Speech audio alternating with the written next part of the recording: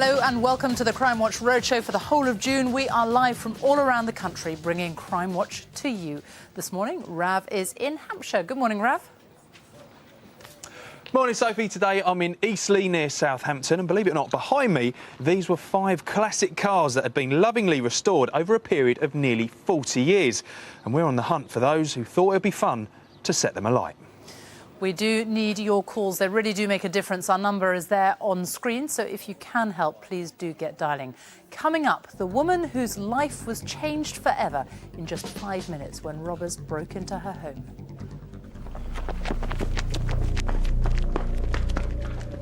It was such a nasty crime that not only did it terrify an elderly lady, but it changed her life forever. Because I was on the floor, I couldn't get up. I tried to pull myself back onto the settee, but I couldn't get up. More on that later, when we'll be finding out how police are cracking down on these masters of disguise, the people posing as waterboard and gas officials, police, you name it, in order to steal people's valuables. But first, Rav is hot on the trail of arsonists. Rav. Thanks, Sophie. Yeah, well as finding the person responsible for setting fire to these once beautiful cars, we need your help with another arson just up the road in Southampton, where someone's actually set fire to a local school. Now, we desperately need to catch those responsible for that, so watch closely, and if you can help, please call.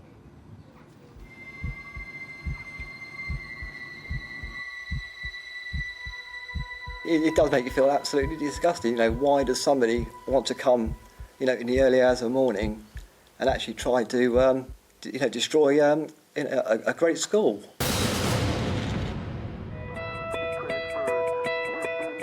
This is the Nodeswood School in Southampton. With more than 1,000 pupils aged 11 to 16, it prides itself on serving families within the local community. One man who watches over the site is caretaker Ian Timms. I've been working at school now for about 2 years. Again, it's a wonderful environment to come into every day. Every day is going to be a different challenge, and what you're doing is really appreciated. I couldn't ask for a better job. Especially as he works with his partner, Christine. You put in a good hard day's work, so it's just nice to wander home, sit down and relax. As we live on site, it's only 2 minutes away, so we haven't, got far to go home. At the end of the school day on the 9th of July last year, they locked up as normal and returned to their house just yards away. But they weren't alone.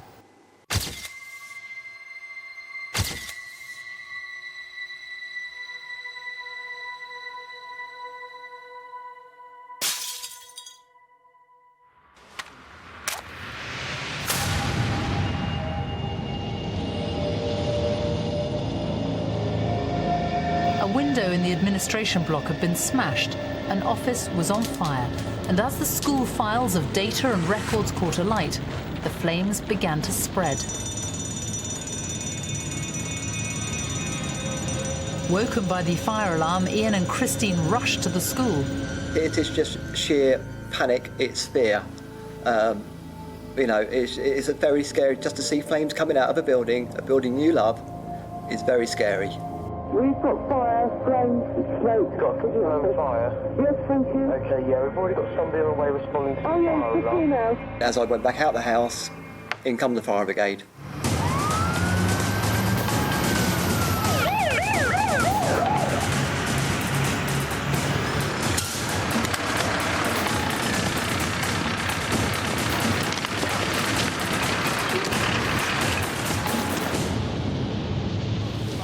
Our priority was to minimise any further damage to the school, stop the fire spreading any further. Fortunately for us, the door had been shut to the office. We were able to get water on it pretty quickly, 2 guys in breathing apparatus.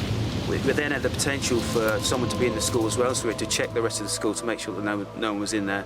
Fortunately, this wasn't the case. It could have turned into quite a serious incident.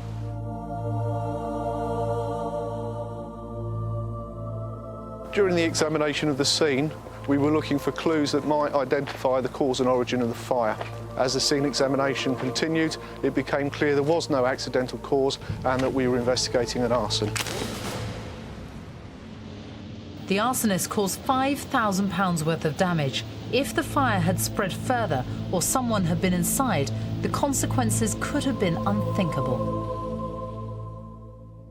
Having established that the fire was the result of an arson attack, our priorities then changed to identifying the offender.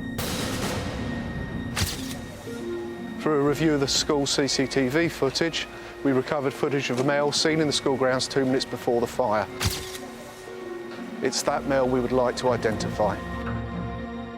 Do you know who this person is? It does actually feel like a personal attack, you know, actually living on the site, it makes you feel very angry, very annoyed. Why somebody should want to do this, we do not know. Well, DC Mark Leonard, running the investigation who you saw from the film, is with me now. Mark, good morning. I mean, it's devastation there was caused. Why would someone do this? Well, at the moment we're keeping an open mind in relation to the incident, but arson has various motivations. Commonly we see it used for revenge, and it may well be that the person concerned had a grievance with the school because of something that happened to themselves or a sibling. It may well be that it's a arsonist who just gets kicks from setting fire to things. So any number of reasons? Any number of reasons. It's lucky at least that no one was in there at the time. Could have been so much worse. Absolutely. Fire's very unpredictable. It develops very quickly and you really can't predict what the outcome's going to be. Had we had somebody enter the school, we could have had a much different scenario. But you have got this person you want to trace, haven't you? CCTV. Absolutely. We've got a male in his 20s who was seen riding around the school grounds approximately 4 minutes before the arson occurred. That particular individual we'd like to identify and speak to. Yeah, so potentially a crucial lead there. Well, if you know who that person is, or indeed if it's yourself watching this programme now, get on that phone and tell us what you know. Back to you, Sophie. Rav, thank you. Now to our correspondent Damon Embling, who has the incredible story of how Hampshire police foiled the gang behind 72 distraction burglaries. He's there. Good morning. Yes, this lot were masters of disguise, Sophie. They pretended to be from the gas board, the water board. They even faked it as police officers. Later in the programme, we'll be hearing from a real police officer about what they got up to and how they were caught. Thank you very much. And still to come this morning, we're after the crook who's probably watched too many action movies. This is the story of the man who, in the dead of the night, took on a DIY superstore and tried to crack the safe. Staff couldn't believe their eyes. Thought, oh my God, what have they done? What have they taken? Are they still here? What's happened? Felt really sick and went into the cash office and saw sort of all the money on the floor. I thought, oh my God, what have they done? Also this morning, take a look at this picture. It's a member of the public trying to stop two robbers who had just attacked a jeweller's. Well, the person who took this photo is a very quick-witted member of the public, and she is here to tell us what she saw. Also this morning, we will have our daily police lineup of wanted faces. They could be anywhere in the UK. If you know their whereabouts, please do give us a call. I'll tell you more about them in a moment, but the numbers are on the screen now. First, though, caught on CCTV. Have you seen any of these cheeky chaps brazen enough to commit crimes right in front of a camera? We're outside an R&B club on Station Way, South East London, and it's about to get nasty. As these men pass through the crowd, tensions brew. It kicks off, and a pitched battle erupts. Most arm themselves with anything they can find. Two of them can be seen lunging at each other with a knife and meat cleaver before others join in. A couple are then chased through the streets, followed by an angry mob. It only begins to break up when the flashing lights of the police are seen. We've put a picture gallery together so you can get a closer look. It's important we find out who they are. This lanky bloke's in need of a new pair of jeans and decides to pick them up from Paul Smith's in South East London. He finds a pair he likes, but he doesn't stop to try them on. He doesn't even stop to pay for them. There he goes, walking straight out of the door. But we've got the measure of this one. He's a 34 long, with a number 1 on the back of his pink top. It's not just the fashion police that would like a word, so give us his name. Majestic wine shop in South East London, and this couple certainly have a lot of bottle. With the cashier distracted, she slips into the private staff area and takes a bag, which she then gives to her partner in crime, and they leave. Who are the blonde and the bald?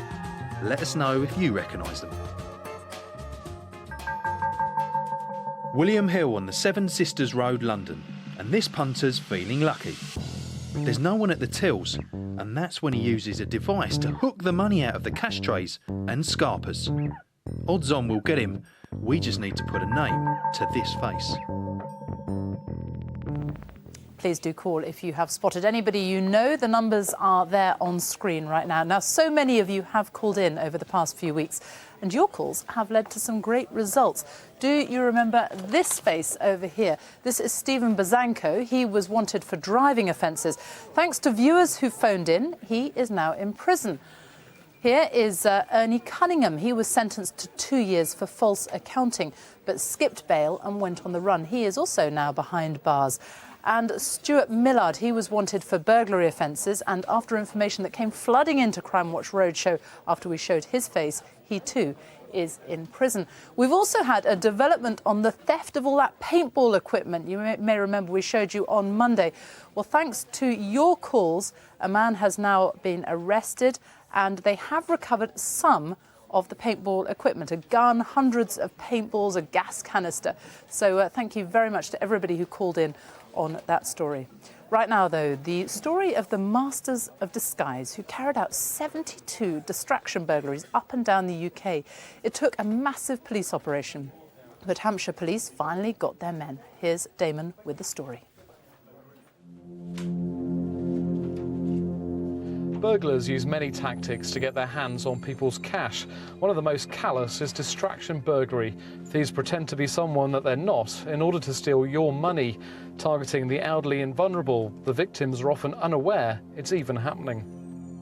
The number of people affected can be huge. Last year, 3 men, sometimes posing as police officers, committed 72 burglaries across the UK, conning their way into people's homes and stealing thousands of pounds from the elderly and the vulnerable. 17 of those burglaries were in Hampshire, and that's why police here hooked up with other forces across England and Wales to track down those responsible. Alethea Tyler was one of their victims. Well, I was absolutely terrified. We were just sitting watching television and we heard a knock at the door. My daughter went to the door and we heard a noise and they shouted, "Please let us in." And when Beverly opened the door to let them in, the other man came out of my bedroom and said, "You've been burgled." And of course then they kept us in the lounge while the others ransacked the place. Alethea Tyler wasn't the only victim. The gang had been targeting homes across England and Wales. So how do you begin to track down the men responsible? The man in charge of the investigation is DS Dan Hope. Dan, did this gang just target the elderly then? Yeah, they did. They specifically targeted homes that looked like they were lived in by old people. And in the case we heard about Alethea Tyler, they went as far as impersonating police officers. They did, yeah. They had a truncheon with them. They used what some witnesses describe as a police badge or a badge with an orange logo on. That all sounds dreadful. I mean, and these were elderly victims. It must have had a huge impact on their lives. Oh, huge. In some instances, we've had people that have had a heart attack, we believe, as a direct result of the pressure and shock that they've been put through in their homes, and we've had 5 that unfortunately have passed away since the offences have taken place in their homes. With so many burglaries that happen right across England and Wales, how on earth did you go about catching this gang? Well, in Hampshire we led the investigation and we worked with forces right across the country, and we soon realised that these offences were linked. And after 2 months, DS Dan Hope and his team had a breakthrough. The gang, by this time, had made it as far as Scotland. They stole an Audi RS6 from an address in Pinner, West London. That vehicle was seen driving erratically in Scotland, and after a short period that vehicle was found abandoned on a farm. Police used a tracker dog which picked up a scent from the men, who were eventually found hiding in a storm drain. In the Audi, they found a police-style truncheon, a crowbar, hammer and various items of clothing, which helped to identify the men and link them to their crimes. This is an extraordinary tale. 3 men, 72 burglaries and a police investigation stretching over 12 counties. But it's thanks to the hard work and the dedication of officers from the Hampshire Constabulary that the men have now been brought to justice.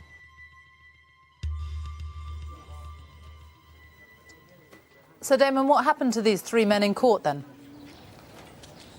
Well, I was in court in Winchester on Friday. All three of these men did the decent thing and admitted their crimes. James Connors, James Thomas Connors and Jerry Cassidy, all from Middlesex, were jailed by the judge for 10 years and they're now starting those long spells in prison. They are long sentences, aren't they, for burglary?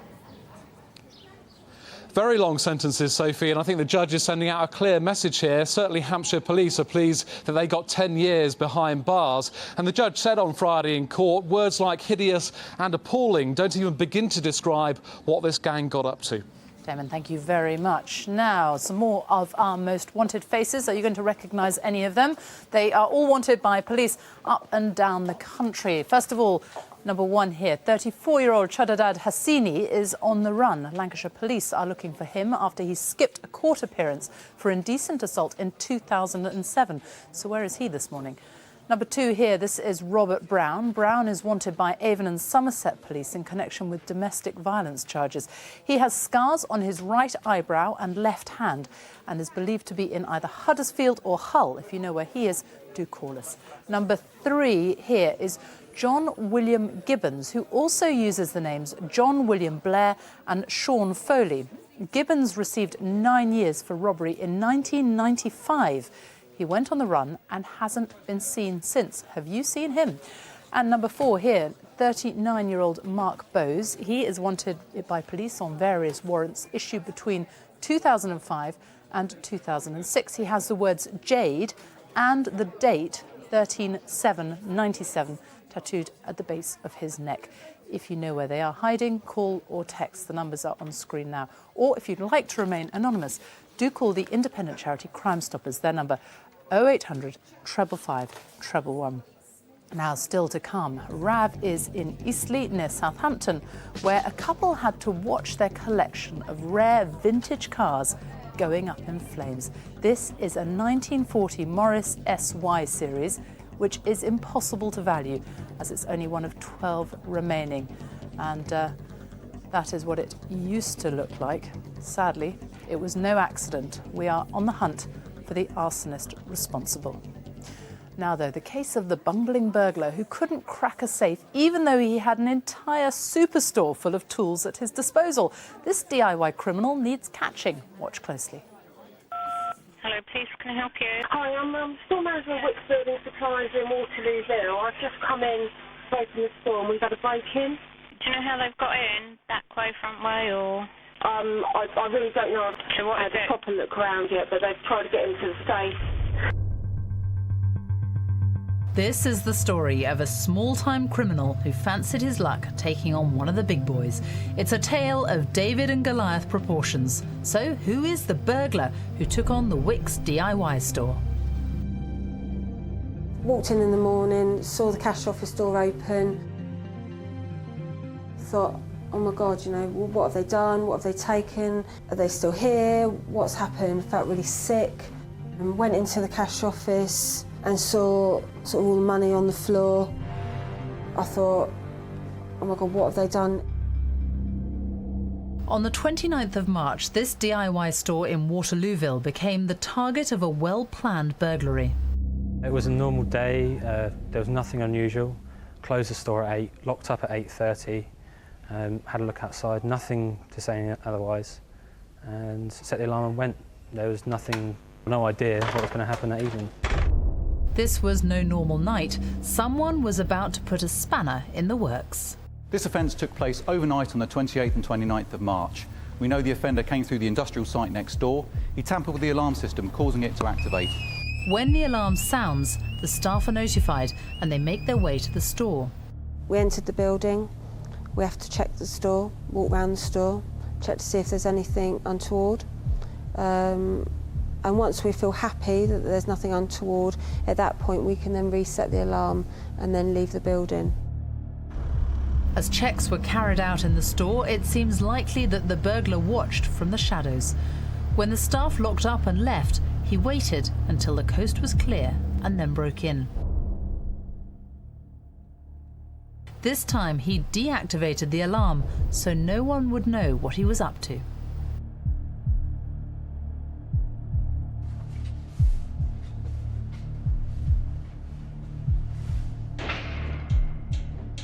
Once inside, with an entire store of tools at his disposal, he selected the ones he needed to break open the safe.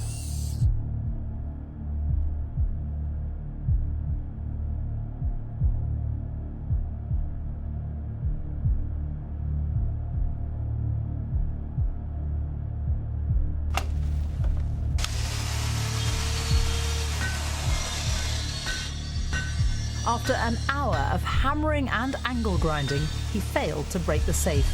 It was turning into a botched job.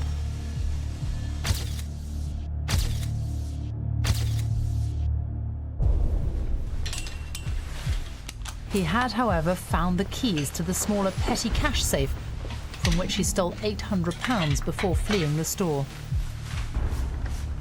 And this is when he decided to run. We don't think he went through the industrial estate because we'd been seen on CCTV. He wouldn't have gone over the brambles as he'd have been cut to shreds. We think he went over the fences behind us and up onto London Road where he made good his escape. I can't quite believe that it's happened to us, and I just want the person caught. So, who is the Wicks burglar? And with me now is PC Tony Welch, who's going to give us some more clues to hopefully find that guy. Now, he seemed to be doing pretty well. He picked the right store, he got all his tools, he bypassed the alarm, got up to the safe, and then it went horribly wrong, didn't it? It did, yeah. Wicks had got a large selection of tools, and the burglar would have had everything he needed to get into the main safe. Unfortunately for him, the tools that he chose were totally inadequate for the job. So he'd still be there today, I suppose, if he was still trying to get in with that. Now, he did find another safe, though, didn't he? And he got some money. He did, yeah. When he gave up trying to get into the main safe, he went for the smaller safe, and he took about £800 in cash from that one. OK, well, talk us through his actual movements that he managed to do through the store. Well, he probably spent a great deal of time outside the store to start with, waiting for the alarm to be triggered and for the staff to arrive, and he probably watched whilst they reset the alarm and then went in and checked the premises. He then took his time when he went in and chose the tools that he needed and went into the safe area. And that's when he spent a lot of time. He wasn't exactly quiet or subtle about it. He must have made an absolute racket as well. But the good thing is, you've got a picture of him, haven't you? We have, yeah, and we're looking for particularly the ski mask that he used that is very distinctive with a white stripe down the middle, and I'd be keen to hear from anybody that knows someone that's got a ski mask like that. Yeah, very distinctive, that white mark. So if you know where he is, I know you really want to hear from him. We really want to hear who this person is. If you can help in any way, shape or form, please get on the phone and give us a call. Lines are open all day today. Give us a call. Yep, the number is there on the screen. Now, though, some more villains caught in the act on camera. Now, here's a takeaway with a difference. This man walks into Jenny's Takeaway, Denmark Hill, London, and it's not the pizza he's after. He attracts the attention of the bloke behind the counter and demands money. He then jumps over and, whilst holding the man at bay with one hand, robs the till with the other. Nice. We don't want him getting away with his takeaway. If you know who he is, we'd love you to give us a call. It's busy in this Vodafone mobile shop in North London, and for these three lads it's the perfect opportunity for a spot of shoplifting. Whilst the salesman's busy with someone else, the lad with the brown and yellow baseball cap picks up a phone off the counter. This is just a numbers game to him, and he fetches his mates. Here are some nice clear pictures of two of them. You can't see this lad's face, but he has a very distinctive red jacket on with the name Top Star written across the back. We've got their number, we just need their names. Haven't we seen this man before? Ah yes, and he's at it again. This time it's Tote Betting Office in South East London 4 days later. He does a good job of distracting the cashier before leaning in and taking cash from the till. Let's find this cash-grabbing joker, as he can bet we'll catch up with him sooner or later. This woman is doing a spot of retail therapy at this ghost shop in Islington, London, and just can't resist those little black dresses. Is this my size? Nah. I'll go round the other side. Still can't find it. Yep, found it. And I'll take one for my mate, thanks. Name, please. Unbelievable. Please, if you know something that could help, do tell us. 08000 468 999 or text us 63399. Text CW, space, and then your message. And don't forget to leave that space or we won't get your message. Now, still to come, let's hope we can catch the men behind a robbery in Gosport. They were only there for 5 minutes, but they changed the life of 75-year-old Sheila Workman forever. And I just answered it, and these two thugs just burst in. And they kept saying, "Where is it? Where is it? Where is it, huh? Huh? Well, I didn't know what they were going to do. I didn't know what they were after. Right now, though, what would you do if you were out for the day and spotted a gang wielding an axe in a jeweller's? Last Tuesday in Chichester High Street in West Sussex, passers-by were faced with just this dilemma. I'm joined this morning by DC Jason Vickers and Heather Codray, who was just that, a passerby who was very quick-witted. We'll talk to you in a minute, Heather, but first of all, just tell us what happened that day. It was Tuesday, the 16th of June. It's just before 5 p.m. in the evening. Broad daylight. Broad daylight. Two men have gone into a jeweller's in Chichester city centre. They had crash helmets on. One had an axe, one had a hammer. And they've gone into the shop and then have basically started smashing the shop up. The owner, who was in the shop alone, he was forced to get on the floor while the axeman held the axe over him. They then took around £70,000 worth of designer watches, put them in a bag and then tried to leave. Right, and they did, I mean, very violent, wasn't it? And they got out, but then the public got involved. That's right. They got out of the shop, were just getting onto a motorbike that was outside, then a member of the public has intervened. He's got involved. There has been a struggle with the two offenders. During that struggle, he was hit on the head with the axe. That's absolutely extraordinary. I mean, the violence of the attack. And Heather, you were just walking by. Tell us what happened. I was shopping in Chichester and heard a commotion going on and looked down towards the jewellers because somebody had said there was a robbery going on, and saw two men on a motorbike who took off with a member of the public hanging on behind. Literally hanging onto the motorbike? Yes. And you didn't just stop at that, you grabbed your phone? Yes, I for some reason, I took my phone out my bag and took a photo of it. And that's the photo there, which, I mean, straight face on, is very important for you, isn't it? Very important for us. It's a high-quality photograph. You can clearly see the two offenders on that photograph. They're both wearing very distinctive helmets. One, the front rider, he's got a blue helmet. We believe that make is FM. The rear rider has got a black helmet. We've identified that as possibly being a Shark make. The motorcycle is quite unique. I want people to look at the photograph of the people and the motorbike, and do they recognise it? If they do, then obviously we urge them to contact us. And because of the public intervening, I mean, they dropped the watches, didn't they? There's a bag full of watches. You've got one there, which is similar to the kind they were stealing. But they dropped the watches, and they also dropped one of their shoes, didn't they? That's right, yeah. They dropped the bag full of the watches. One watch is outstanding. They also dropped one of their shoes, which is a Lacoste white trainer with Velcro straps. We have that. It's been sent away for forensic testing, along with the bag that was recovered. Just very briefly, I mean, you know, obviously very brave what that passerby did. Thankfully, he's OK, and very quick-witted of you to take the photograph, but I mean, you wouldn't really advise people to get involved like that. No, I mean, this is it's a rare event for, obviously, Chichester. High level of violence was used during the incident. Obviously, we wouldn't advocate for anyone to get involved in those sorts of instances. Thank you very much, both of you, for coming in, and well done for your photo. Now, if you know who did do this, please do call us. The number's there on your screen. Now, we've heard earlier about the efforts of Hampshire Police, who caught the gang behind 72 distraction burglaries. Let's go back to Rav. Now, when Alex Marshall became Hampshire Police Chief Constable back in October last year, he was keen to tackle a growing problem in the region, which was burglary. Now, when you see our next case, you will understand why it is just so important. Check this out. Burglary is a big problem in Hampshire, but police are tackling it head-on with Operation Nemesis. Even the Air Support Unit has been drafted in. Here's some footage of a man on suspicion of burglary, filmed by a thermal imaging camera.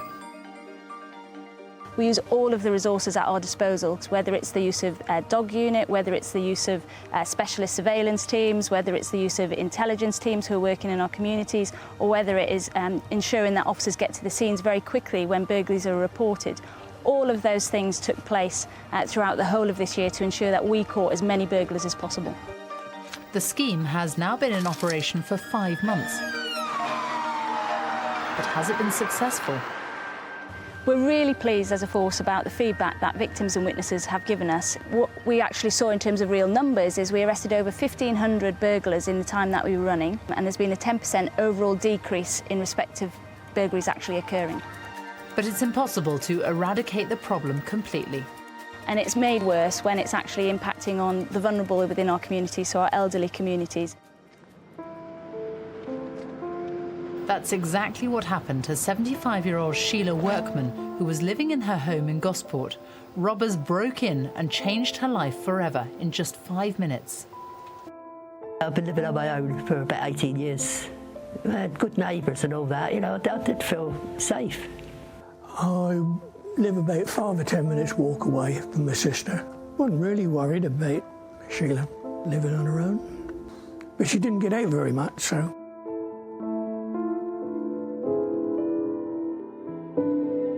It was Saturday night back in November, and Sheila was watching television. I think I'd just come off the phone to my brother, and I was just about to watch Strictly Come Dancing.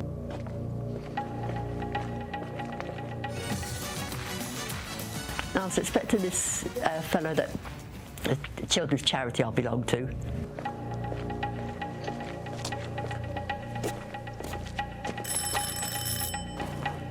And of course, when the doorbell rang, I should have looked out the window to see if there was a car there, really, but I didn't.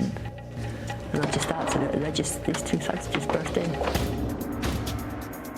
And they kept saying, "Where is it? Where is it?" Oh, the smaller one of the two, actually, just pushed me down. Where is it, huh? Well, I didn't know what they were going to do. I didn't know what they were after.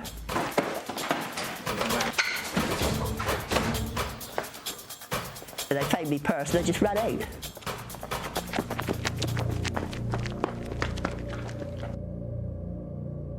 It was such a nasty crime that not only did it terrify an elderly lady, but it changed her life forever. Because I was on the floor, I couldn't get up. I tried to pull myself back onto the settee, but I couldn't get up. Now, I'm afraid that attack had devastating consequences for poor Sheila, so stick around and we'll tell you exactly what did happen, and we'll bring you those clues, which we hope could help you solve it. Now, for some more faces wanted by the police, they could be hiding in your neck of the woods. Face number 5 down here, George Kacharian. Unfortunately, that is the best photo that we have of him. He is a very elusive character. Norfolk police want to talk to him in connection with an £11.9 million fraud. Police in Germany want to talk to him about a similar offence. If you've seen Kacharian on your travels, please do call us this morning. Number 6 here, this is Ajim Abuzai. Abuzai is wanted by the police in connection with 2 very serious assaults and 1 attempted assault. He is 5'8" and has a cut on the left-hand side of his mouth. Do you know where he is this morning? Face number 7 there. Police need to find this man, Jacek Garlow, in connection with a serious assault. Garlow lived in the Blackburn area but hasn't been seen since. Do you know where he's hiding this morning? And face number 8 here. Bury police are looking for this man, 27-year-old Roy Boodle. Boodle is wanted in connection with stealing a charity box from Bury Police Station's front desk. He is also wanted in connection with a burglary in West Horton in March of this year. If you know where he could be this morning, do give us a call. The numbers are on the screen right now. Back, though, to Rav. Now, I'm at the home of Dennis Kirby, and this is all that's left of his once beautifully restored garage of classic cars.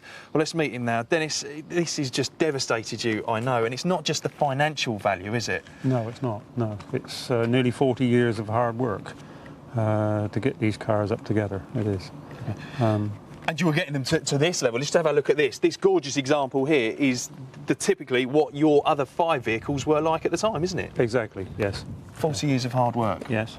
And what were the cars for? They were basically to use ourselves and then to gradually sell to fund our retirement. OK, well, let's just go through. You can actually talk us through a couple of cars. We've got this one in the background here, yes. The green one. That's a 75 Daimler pillarless coupe. Not many left out of the 1600 built. OK, I know a lot of hard work went into that before this yes, this deliberate act took place. Then you've got another car here, this white one. It's a Jaguar, isn't it? That's a Jaguar. It's a 69 S-type Jaguar. And that's the same. Not rare, but still valuable. Yeah, and again, this is over 40 years. Yes. You've put your work into restoring these vehicles, isn't it? And I know that there's this real kick in the teeth as well. That it is. That's happened, isn't there, about the insurance? Yeah, about the insurance. They're not insured only when they're on the road. And unfortunately, there was only 2 insured, and it's neither of these. So the cost of this, just to reiterate, is fronted by you. Exactly. And the insurance won't pay out. It is, yes. Yeah. Well, let's meet the officer who's dealing with the investigation. We'll go and meet her now. Her name's DC Eileen Speck. She's just over here. Eileen, I mean, this is terrible, isn't it? Who do you think would have done this? Absolutely. We've got absolutely no idea at this point in time, but there were some items actually found at the scene, and we're working with our forensic team in order to see whether they can help identify the offender. Okay, I mean, it's lucky that I guess the fire brigade were here so quickly. Absolutely. I mean, the fire service did an excellent work because, in fact, there are residential properties behind the garages, and it could have escalated to there as well. Yeah, it could have been so much worse. Now, you think that whoever did this or is involved in this may well have spoken about it? Yeah, we are really appealing to the public, to any witnesses or anybody knows that were acting suspiciously on that day, on the May the 31st, or in fact anybody who's talking about it now who may have committed this crime. Yeah, so if anyone knows anything about it, you want to hear from, as do we, and if you can help, please just get on that phone and give us a call. Ralph, thank you. Back now to our story of 75-year-old Sheila Workman. She opened her front door a few weeks ago, and it was to change her life forever. Here's what happened. Sheila Workman has been living in Gosport for 18 years. Last November, she was watching TV when robbers forced their way into her home. When the doorbell rang, I should have looked out the window to see if there was a car there, really, but I didn't. And I just answered it, and these 2 thugs just burst in. I didn't know what they were going to do. The 2 men forced their way into this house, not even knowing what they would find. And while Sheila was laying on the floor, they went through her cupboards and her dresser until they found her purse. Well, it got me sort of breath back. I couldn't get up. I just managed to pull the phone down onto the floor. Died. They made off with her purse, which contained a bus pass and £400 cash. We believe that the men headed off down Cheriton Road, either on foot or on bikes, before turning right into Privet Park. We believe that the men exited the park at this point before turning left onto this cycle path.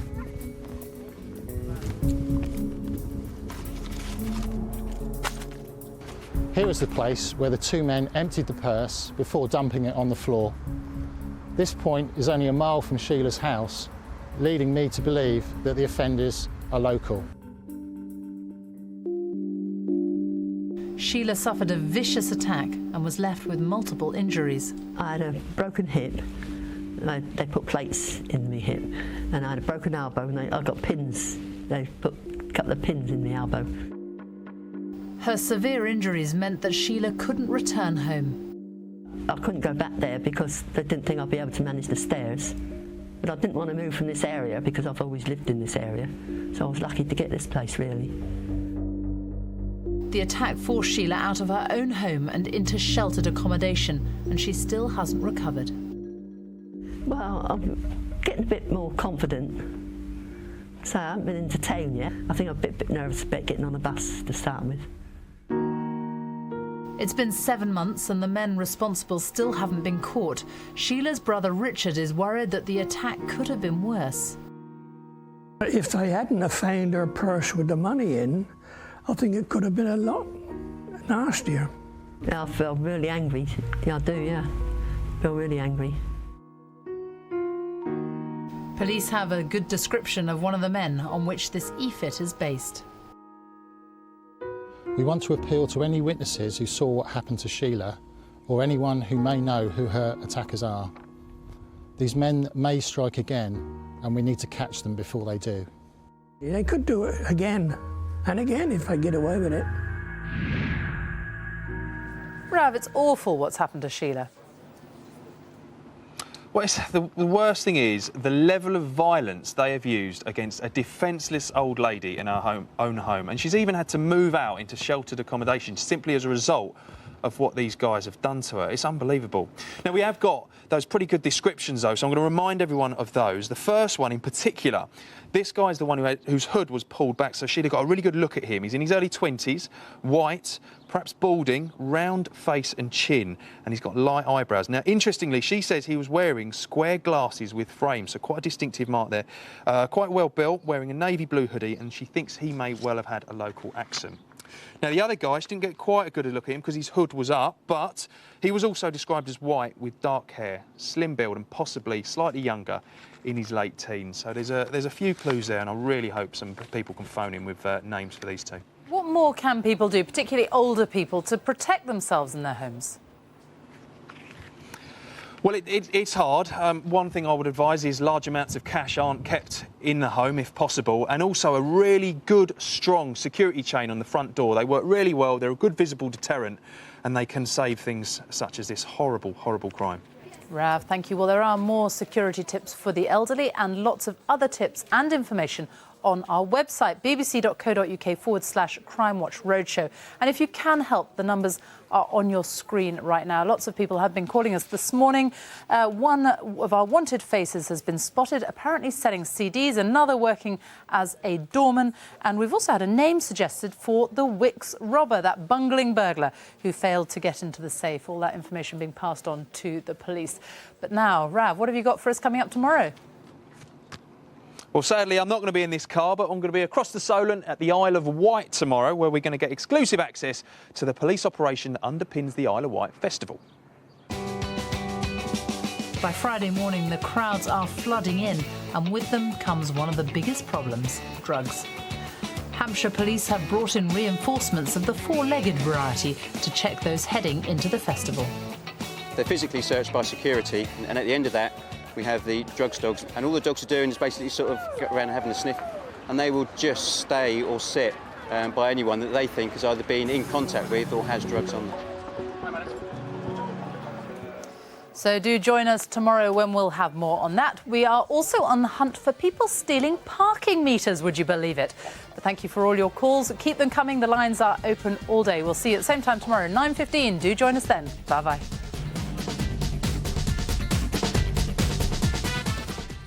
And stay with us on BBC One. Our morning lineup continues in Devon next with Homes Under the Hammer.